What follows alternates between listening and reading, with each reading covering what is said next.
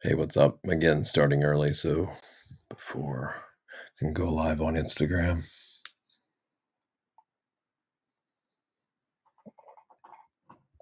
All right, Instagram can go now.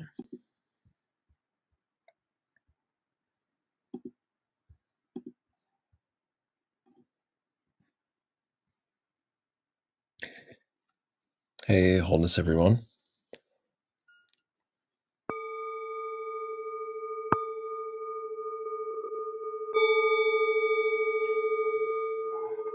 So if you're cool with it, close your eyes and let's just take 3 present breaths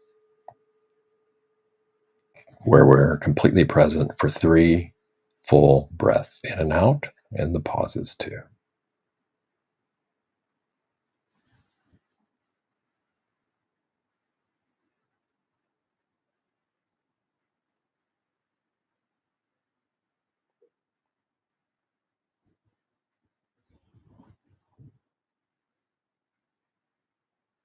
So noticing where there's any tightness or tension and inviting it to relax and release. Maybe just take an extra breath all the way in, every moment of the in breath. Pause every moment of the out breath and pause. Okay, you can continue breathing like that and meditating like that if you'd like. And today is Thought Process Thursday. So, what I have for that is not being prepared right away. So, the thing I usually write for this is let's openly explore some thought processes in order to unwind and aid healing, allowing to surface what needs to be brought up in the moment to work with on a both a short-term and more long-term bases. So today, when reflecting on what I might talk about, thought about ownership. Before I do that, I just really recently noticed how kind of condescending I sound and how self-conscious I sound when I slow down and deliberately focus more and more mindfulness on what's being said. So I'll get over that at some point, get over myself for being like that. But this notion of ownership is real interesting because recently this came up with 2 people I was talking about and over longer interviews and kind of said 2 different things. One guy was wanting to transition to an IP economy, intellectual property, and so where the people own their data and the things they do online instead of just signing it all away to companies and corporations to kind of harvest data and get rich off of your data and kind of signing certain rights away. Or anyway, you with these things, a lot of time in the fine print, and I'm no lawyer and I'm no law advice here, but a lot of times we sign away things and agree to a lot of things online and able to use them where other people get super rich and potentially can um, use this information for control and other purposes, and especially in the future when we don't even really know with all this data collected how it's going to be used. So on one hand, yes, I was for this notion of kind of owning our own digital footprint and being online. But on the other hand, on the another guy that I told him kind of more the spiritual perspective where nobody can really own anything, you know? So I wanted to expand on these things a little bit. Like just take property, for instance, dirt. You can go where a property line is and you can grab a thing of dirt and you could say, well, that's my dirt. No, that's the neighbor's dirt. Well, you know, how thin is that line? How exact do you want to get exactly where that property is? How far underground do you want to go? How far back in time with the weather changes? So you see how complicated this is? On the other hand, of course, we have to have like fences and rules and property boundaries. They say good fences make good neighbors because it would just be kind of a free for all. Nobody would respect anything. Um, how could you take care of what you need to take care of without clear boundaries? And it's a notion of boundaries too. So it's not an easy issue. At the end of the day, we can't own anything. We can't take any of the things we claim we own with us after we die, as far as I know, physical matter things. So, and then how attached are we to it? Now, on the other hand, how does this fit in with self-responsibility? This body, even though I can't really own it, do I want other people to claim ownership over it? We hear these things how certain companies will say they own certain genes and intellectual property for genes and genomes or some kind of biological thing in bodies. And then, will they claim that they own part of your body if it somehow got in there? You agreed to have whatever biological material in there, or maybe it got in there by accident. Does it make sense for a corporation to own parts of human bodies? So these are really complex issues and complex dynamics. So we can look at it more on the mundane level, and we can look at it more ultimately spiritual levels or whatnot. So how do you guys view ownership, and where do you come with it? How do you live your lives around it? No matter how we kind of delineate and draw all these lines and what our feelings are about this, I think there's some really deep rooted things to contemplate and consider no matter where we fall on this kind of spectrum of ownership, or it's impossible to own anything, um, or we should own everything and then everybody would be happier if they just have more ownership of intellectual property of everything we do online. But no matter what, is the clinging is the problem, right? So how much are we going to cling on to anything without using that as an excuse to be a doormat and just say, have, people that don't have our best interests in mind say, oh, you're just clinging to that. You should give it to me. Right. Um, so that's not what I mean. So when we need to be assertive and set up boundaries, especially when harm's involved, right? How generous are we being? This is really the antidote to greed because a lot of this stuff is based on greed. When people get a little bit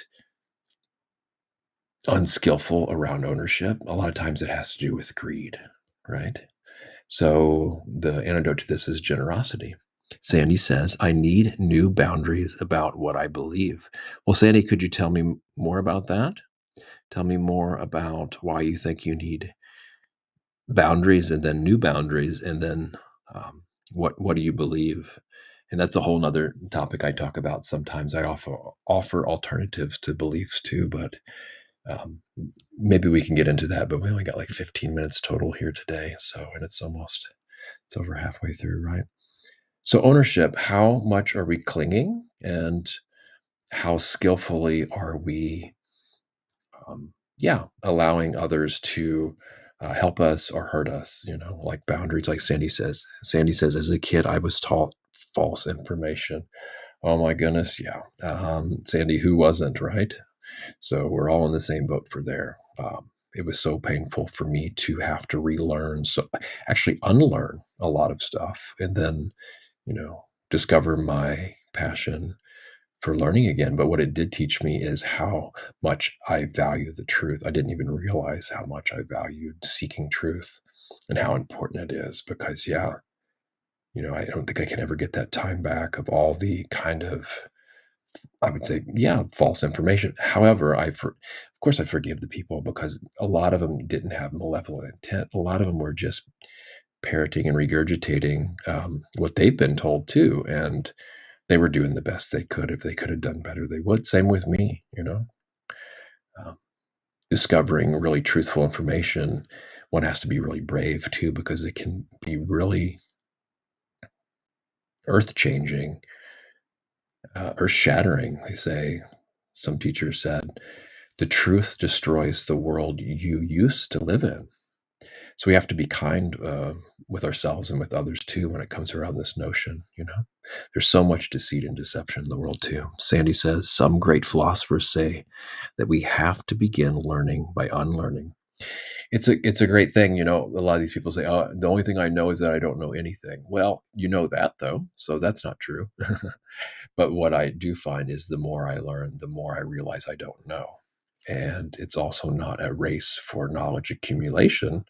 It's how we're going to turn that knowledge into wisdom that's going to alleviate suffering and eventually end suffering for us and hopefully everyone around us and for all beings everywhere, ideally. You know, I don't know how um, possible that is, but the historical Buddha taught two things or one thing, suffering and the end of suffering, and he said he wouldn't have taught it if he didn't feel it was possible.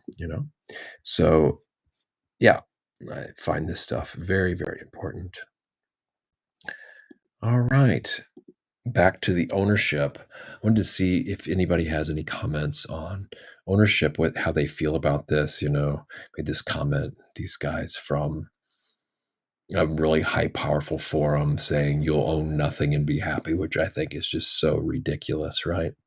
And I also see the other end of the spectrum where it's completely ridiculous, where um, people will cling to their dying breath about something that they can't even take with them, and they'll put so much hatred, vitriol, and greed and clinging to something that when they die they can't even, it's pointless. So again, like most things in life, where's the balance here? And in order to we can deal with this stuff, I think, directly, but where's the generous heart? What can I give instead of just what can I take? What can I help with when I'm able to? And we can see the immediate benefits of being generous in our own hearts and minds. When we do that, it brightens the heart and mind. You can just feel it immediately. It's an energetic reality, right? You contemplate before you give something, you contemplate during, and then after you have the space to do so, and see how it uplifts the heart too and mind. So, yeah, ownership. Think about, okay, well, where does, if I own this hand, where does it start and end? Well, we might say it starts here, but where was the skin right here, 2 years ago? Or how did my hand look 20 years ago? Where does it end down on my wrist? If you zoom way into the cells and particles, where and that are constantly arising and falling, how can anyone or anything own any of that? But again, that won't stop certain maybe companies with a bunch of legal jargon saying there's some of their intellectual property and biological materials that they own inside a body, either now or in the future, let's just say hypothetically maybe. Then again, if we didn't take kind of ownership, meaning responsibility for our body, then it could just lay waste and go bad. And then we're a burden on ourselves and others because we've been neglecting keeping up the body and maintaining it, right? So there's a subtle distinction between ownership and self responsibility. So taking responsibility for what we need to take responsibility for and not taking on too many unnecessary responsibilities. Sandy says, I like being present with my values. And she says, we are made more of space than atoms. It's a really good point, right? Well, and that's just the body. What about our feelings, our emotions, how we experience pleasant and unpleasant, how we perceive the world, what we recognize and what we don't. Then our thoughts, our ideas, our volitions, are things we want to do. And then, of course, consciousness, which kind of knows all this. The values she brings up is really important. I found that identifying core values and living by those is such a great way to orient the world too. And Sandy says, I identify as a guy. Well, this is another thing. Identity, there's no judgment either way. For me, the less me bag I have, the better, though. Identity a lot of times gets in the way. Of course, it's good to have identities to know how to orient and move through the world. But when I take on, okay, this is I, me, and mine, then I think we have problems a lot of times because, yeah, it's all about clinging to a me and a mine and myself, and this is who I am. This is what I'm. But if I really investigate really deeply, it's not the way I think it is, right? It's not a super permanent me and mine. And then I could fight to defend who I think I am and this me bag.